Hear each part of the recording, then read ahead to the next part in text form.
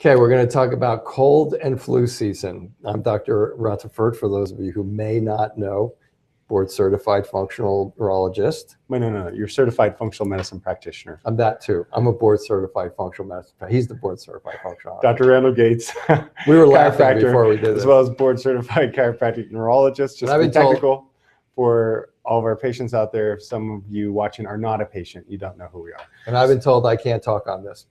So yes, I'm going to take the reins. I might say some things he doesn't want me to say.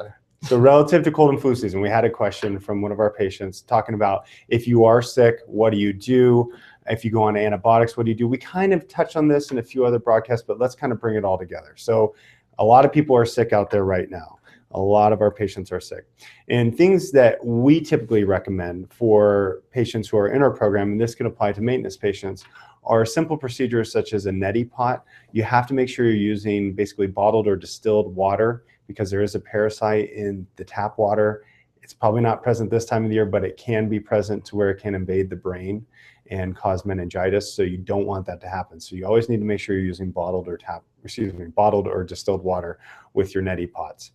Typically with a neti pot, you put in a 1/4 teaspoon of kosher salt and you do it twice a day to flush out the sinuses, to rid your sinuses of inflammation and other viral pathogens that may be associated with your illness. Also be careful not to blow your nose for about a minute after you do it and let the water drain out of your nose, because otherwise you can push water into your inner ears. We also typically recommend vitamin supplementation during the time of having a cold or flu virus. Vitamins typically that we recommend are lysine, taking about 3,000 milligrams a day for 1 week while you are sick in order to help you get rid of the viruses. We have a few different strategies for vitamin supplementation concerning vitamin A. Now, vitamin A is a hot topic. Vitamin A can cause birth defects, especially if you're a pregnant female. So you need to make sure if you're a pregnant female, if there's any chance that you're pregnant, that you don't take vitamin A. But if you are not pregnant and you do not have any reactions to vitamin A, taking airborne during a cold or flu virus can seem to help. We have observed that to be the case, taking at least 3 tablets a day. That's a pretty safe dose to take. And if you do end up going on antibiotics, you need to do some gut repair after you do the antibiotics. We have a probiotic at the front desk that's very, very good. Another one we'd recommend, you can get it from Whole Foods, is Primal Defense.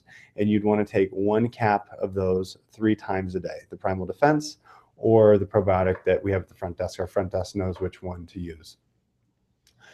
If you do all that and you're still feeling sick, that's when you need to come in and let us know and let us check you out. Keep taking your vitamin D. Also, exactly. We went over that last week or 2 weeks ago. Also, if you, let's say you get a cold and it's just persisting for weeks and you're getting green mucus, you're getting a cough or you're coughing up green mucus, that's probably where you need to come in and see us as well, or you need to go to your general practitioner or urgent care, because we always want to make sure that these seeming cold viruses don't manifest into sinusitis, sinus infections, bronchial infections, pneumonia, or other systemic infections. Yeah, because here's the thing. For those of you who've completed your programs, what we're trying to do is help you to understand how to keep that immune system under control, because 98% of you have come in here, you either have an autoimmune problem or you have some sort of a mini or mild or maximum kind of a stress mechanism going on. You have your tools to work with that. You have your diet, you have those things. But again, triggers that can set you off again can be stress, they can be surgeries, they can be, in my particular case, it was a chronic infection of pneumonia.